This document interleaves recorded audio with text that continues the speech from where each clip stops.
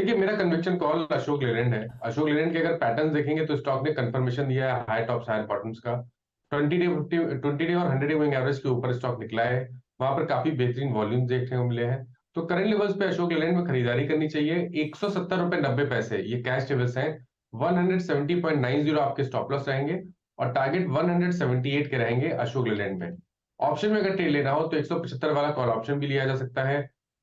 उसके भाव करीब 3 रुपए 65 पैसे के आसपास चल रहे हैं, तो वहां पर आप खरीदारी करिए। 2 रुपए 50 पैसे का स्टॉप लॉस लगाइए और आपके टारगेट 6 रुपए 25 पैसे के आसपास के रहेंगे।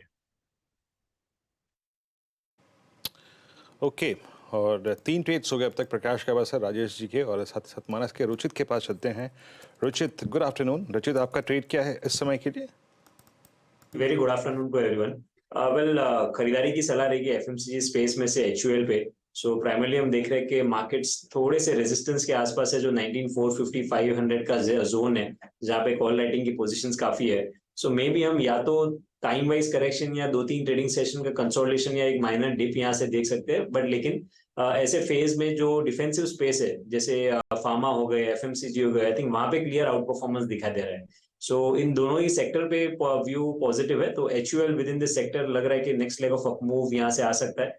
तो 2490 के स्टॉप लॉस से एचयूएल में खरीदारी करिए 5560 के 2560 के अराउंड के टारगेट्स के लिए। तो ये फिलहाल 2560 के टारगेट के लिए एचयूएल में तेजी का ट्रेड। और ये जो अनुज बार बार कहते आ रहे हैं ना कि ऋतिक स्टॉक्स, उसमें एक एचयूएल भी है। दूसरा वाला पहला वाला तो ऑफ कोर्स एचडीएफसी बैंक है। ये आपके लिए रुचित की pick. Gaurang Shah, good afternoon, आपका ट्रेड। बहुत बहुत धन्यवाद हर्षिता आपका, और आप सभी को शुभ दिन हमारे तरफ से।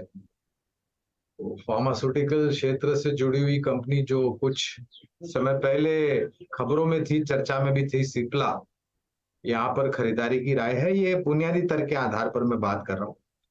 और एक बहुत ही साधारण सा लक्ष्य, अगर आप के पास समय की थोड़ी बहुत पाबंदी है, तो मध्यम अवधि में करीबन 1420 1450 तक के लक्ष्य हमें लग रहे हैं सिप्ला के ऊपर। एक मौका अच्छी खासी खरीदारी करने का। और आज वैसे भी हमने देखा है कई सारे फार्मा काउंटर्स में रफ्तार देखने को मिली है, एक आउट परफॉर्मेंस रहा है। अच्छा, फार्मा के साथ ही रहते हैं 2 काउंटर्स जो मैंने भी नोट किए और इन पर चर्चा करनी बनती है। एक है इप्का लैब्स, स्टॉक आप देखेंगे तो 5-5.25% तक का इजाफा दिखा रहा है। दूसरा है अल्केम लैब्स, और अल्केम लैब्स कल चल चुका है। आज गाइडेंस में थोड़ा सा रिवर्सल ऊपर की तरफ इन्होंने किया। हाउएवर Q2 का गाइडेंस एक्सपेक्टेशन से काफी बेहतर देखने को मिल रहा है और वो स्टॉक आज एक फॉलो थ्रू दिखाता हुआ नजर आ रहा है। रुचित, इप्का जो आज का नया फ्रेश ट्रेड दिख रहा है, इस पर एक व्यू बताइएगा आप। और गाबा साहब, एल्कम का चार्ट देखकर आप रखिए। रुचित बताइए इप्का लैब्स।